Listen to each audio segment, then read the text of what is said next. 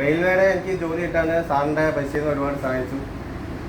ഞാൻ written exam എഴുതിയതിന് ശേഷമാണ് ഞാൻ ശാരീരിക ക്ഷമത എക്സാമിന് വേണ്ടി ഇവിടെ വന്നത്. എനിക്ക് വന്നപ്പോൾ ഒരു 25 ദിവസത്തെ ഒരു ടൈമേ ഉണ്ടായിരുന്നുള്ളൂ. റിസൾട്ട് വന്നിട്ട് ഒരു 20 ദിവസത്തിനുള്ളിൽ ഈ എക്സാം നടന്നു.